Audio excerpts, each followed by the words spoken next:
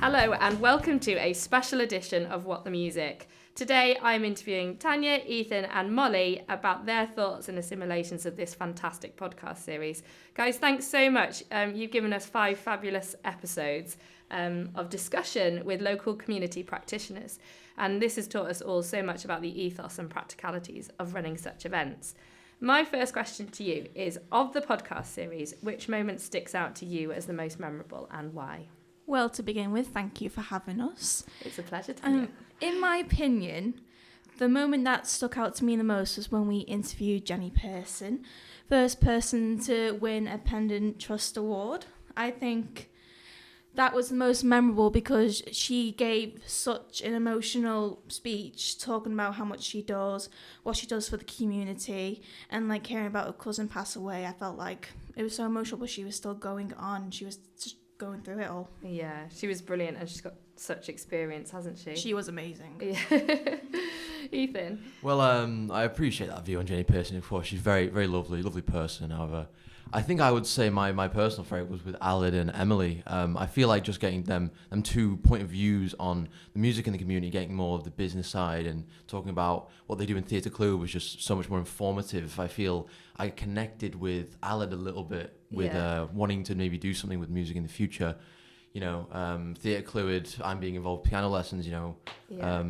And I feel just that just stuck out to me the most out of everything we've done. Yeah, it was a great interview. Yeah. How about you, Molly?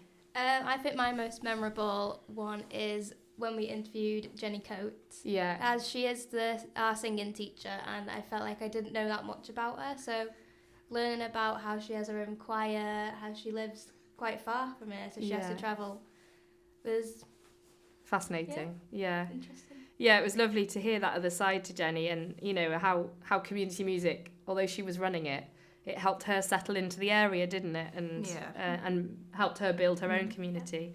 Definitely benefits for all, isn't it? Yeah. So what do you guys think the purpose of community music is? How do you think these events benefit local communities? And can you give some specific examples from what you've learned from the podcast series? Well, the purpose of a community is everyone coming together and creating music, making something out of it. And I think what you can learn from it is with the people you are working with, you can make something amazing. Yeah. And what I would say for the podcast series, I've learned many new things from the people we've interviewed. And I think it will help us with our exams and it will inspire us to do better. Yeah, definitely. Definitely. You get a very driven mindset, don't you, when you're working in this field? Yeah, no, again, I agree. Music, community in the community is something where people get together, make something cool, make something special, you know. Everyone's allowed. It doesn't matter about talent, you know. Anyone can come. Children, adults, older adults, you know, come together, make something like you're really, really proud of, without being afraid or scared of anything, or scared of expectations or anything such like that. These podcasts have definitely taught me a lot as well. Another thing, something I learned is about the welfare, actually, about running something in the community. Yeah. I thought it would be easier than it was, but no, it seems pretty straining. You need a full-on team, you know, to be there constantly for like however many hours, you know, constantly on the ball, you know, making sure everyone's okay in the main choir or orchestra or something or whatever. Yeah. So I think that made me appreciate that welfare side of it more than when I, you know, kind of coming into it a little bit unknowingly. Yeah. I know we think community music is all about the music, but actually there's an awful lot of sides to it. Yeah. Mm-hmm. It was an interesting podcast with Laura. Yeah. Molly, what do you think? I agree with how everyone can come together with music in the community. You don't even have to like what's going on, but you can still go. You're welcomed in. And stuff that I've learned is with Jenny Pearson, when she did the women's choir on S4C about the breast cancer, I thought that was quite moving, and she said that it was quite last minute. Yeah. So I think it's amazing that she had such little time and did something so brilliant, so big. Yeah. Yeah, we're all under time restraints. There's never enough time, is there? So using your talents, I suppose, to get the most out of people in a short space of time is... Mm-hmm. is certainly a skill. So what do you think? You know, you're going off into the big wide world next year. If you were going to run a community event, what do you think is going to make a successful community event? I think having a positive vibe. You know, there's too much negativity. No one's going to work together. They're all going to be lacking. Yeah. So I think with confidence and just being honest with everyone, you know, getting to know everyone, know what they want to do, how to help them, I think that'll make a successful community. Yeah. Yeah, again, another agreement, but make it something in the community, make it all inclusive. Yeah. You can have a specific audience, but making something all inclusive just gives that range of variety between whoever can come. You know, if they're slightly interested in learning something to do with music, just get them in here and just have a go and see if you really enjoy it. A lot with children, you know, because they don't have much access to music unless their maybe parents, you know, got them involved slightly. Yeah. But if they don't have any involvement, it could be something to maybe spark an interest and possibly be something to do with their future career. You know, it can be kind of almost life changing sometimes, depending on the situation. You know. I agree, 100%. Yeah. Molly. What I think makes a successful community event is making it your own. Like, don't copy anything else. Yeah, nice. But yeah. As Tanya and Ethan said, make it all inclusive for everyone. So I love that. Everyone can join in, but like, don't try and copy someone else. Yeah. Because they'd want to go to. They'd have to try and pick between what event they want to go to. Yeah. Make it you, make it unique. Yeah, I agree. Yeah, it's a new point actually. It's really interesting. Thanks, Molly. So you're running this community event. You've decided what your successful community event is going to be. How would you approach it? And I'm sort of talking about the practicalities here. What will be your priorities in organising a community music event? I'd say the priorities of running a music event is make sure everyone's okay with it, make sure people are safe with like performing, and make sure you are talking and discussing about it with confidence, you know, making sure everyone gets the message, because I believe that if you approach it that way, people are wanting to do this. Yeah. And those are the main priorities of being organised and being a leader. Yeah. Leadership and organisation, 100% required. Yeah. Yeah, no, I was going to say organisation myself. Just from doing, you know, like stuff in the community, like with our workshops in lessons, organisation is very, very big. I feel like if you don't have that organisation, something's going to go wrong and something's going to mess up, and then that's going to be it. Yeah. It can be, you know, it could be bad or okay, you know. But I feel like leadership, again, as you said, very, very important. If you don't know what you want your students or whatever to do, then they're not going to know what to do themselves. You need to be the informant to tell them, I want you to do this, and if you like it, you can, you know, keep going, and I'll talk about. We'll have a bit more talk about it. Yeah. Yeah, I think it was Jenny who said about the organisation: plan for plan A, and then plan B, and then plan C, and then plan D. So many plans. So just keep planning for every eventuality. Yeah. Molly, how about you? Going back to our workshops, I think with like team workshops, I think they need to be trustworthy and loyal. Yeah. So you know that they're going to be good and actually work well with each other. Yeah. Yeah. Yeah. So what do you think the pitfalls are? Because there are definitely some, when running community music events, there were some very large holes that you could find yourself in. How are you going to avoid them? What do you think they are? You could find yourself in like arguments with people who haven't met each other before in this community. So try to avoid them. I think to try and talk with them, try and find out what they want. And to be honest, you got to ignore other people's opinions. You got to blank out, and you just got to focus on yourself, because self-worth and self-confidence is the most important when performing. Yeah, I think Jenny alluded to that, didn't she, in one of our later podcasts, about that sort of little chip on your shoulder that's telling you you're not good enough. And when you work with so many people, it's easy to let that chip win. So. I can actually disagree a little bit with that one. Yeah. I feel having blanking things out, like someone's opinion or something, it can be good for your own, mind. However, I feel as if instead of taking some type of maybe some like a flack or hate towards it, take it as constructive criticism. Instead of just taking it as, oh, you're bad, I hate you. Think of it as, okay, what can I do to maybe change your opinion of me and help this situation out to make it so I can teach you something and you could get out of this with something that you didn't know beforehand. I feel like that is constructive criticism is very important for moving on yourself and moving other people up as well. That is a fantastic point. And it's being reflective all the time, isn't it? You can take other people's criticism, but you can also criticize yourself and reflect constantly after each event. Well, how could I have done this better? And did I behave the way that I, hold my standards to? Well, Ethan, I respect your opinion. You're welcome. Molly, how about you? I think a pitfall is some people might not show up. So I think you need to work more on promoting, try and make, as I said before, make it all inclusive for everyone. So yeah, definitely. Make sure people actually want to do the event and go to it. And do you know what?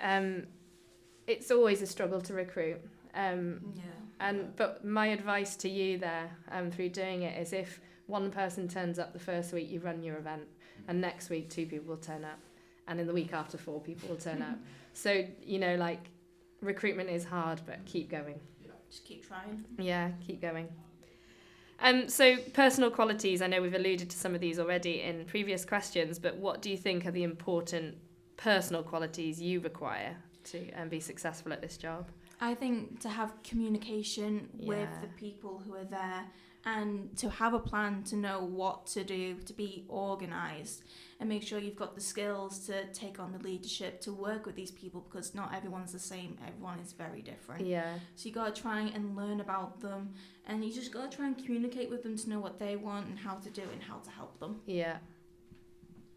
I feel like personal qualities, maybe don't hold yourself in too high regard. Well, that's sometimes not a problem in a community event where there are completely different people with different talents and different abilities. You've got to try and put yourself in their position and realize, okay, if I'm here, then what do I need to move on and to help to further my knowledge in the specific instrument, or maybe singing or something of the sort. I feel like that is very important, because if you hold yourself in that high regard, then you're going to think everyone's below you and you're the best. And so if that happens, then they won't want to learn from you, because you're probably going to be quite arrogant, to be honest.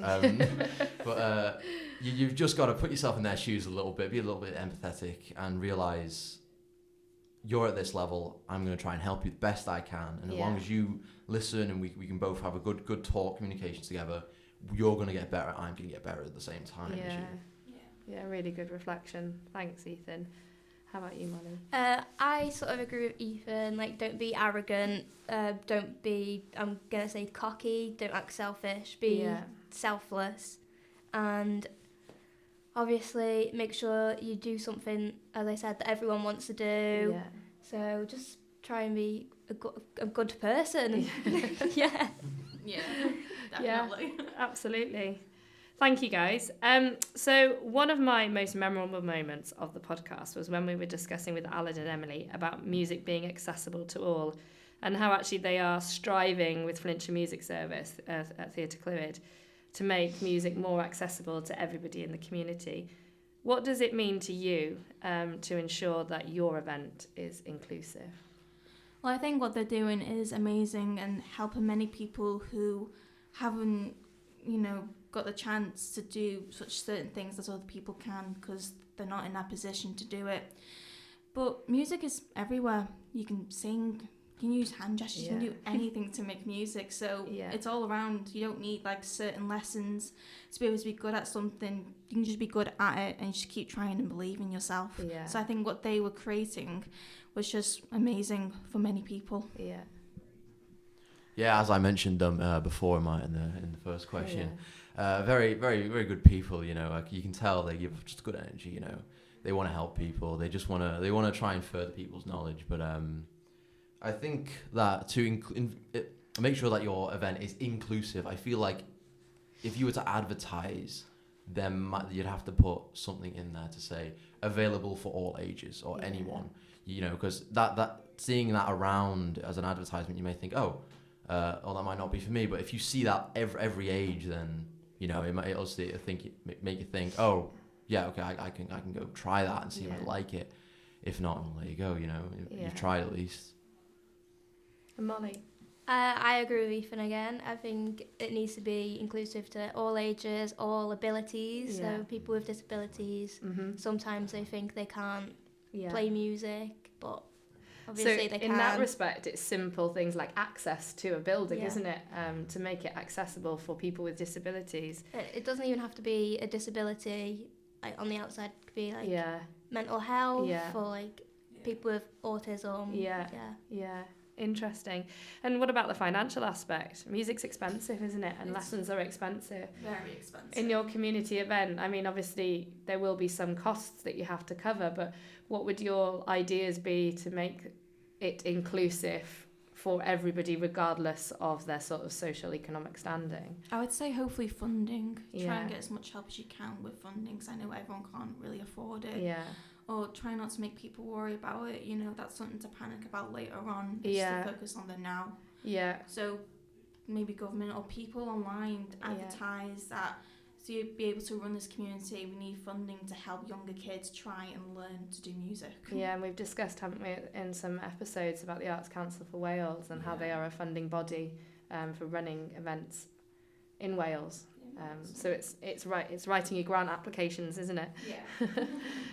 You got anything to add? Yeah, no, I think I would say yes, agree to that. But like getting any support you can from, you know, as you said, the government or maybe just people around your area. As long as you can get maybe just a couple of instruments or, you know, just an area where you can just hold this event.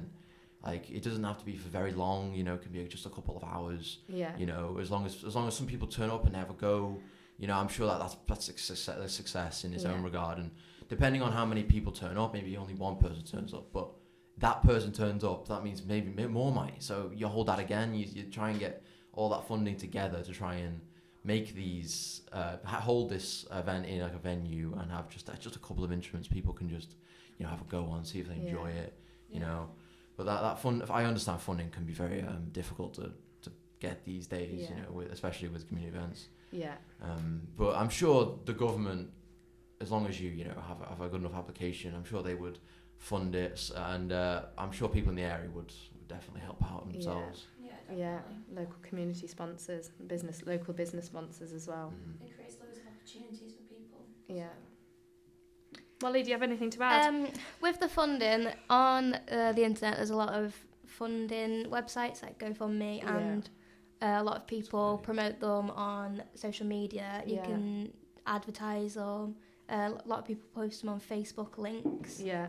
To get family and friends to raise money. Sponsor a small amount of money, isn't it? Like with cancer research, stuff like that. People promote their funding for money to go towards that. But yeah. It's been fascinating. Thank you all so much for your critical judgments on the podcast series. And just to thank you from me, really, I've really enjoyed listening to your series of 5 episodes of podcasts. I've learnt a lot about the community, the community events that are in our local area. Yeah. So thank you guys and well done. Thank you. Yes, thank you. Gone so quick. It's gone very fast. That's it for this episode of What the Music.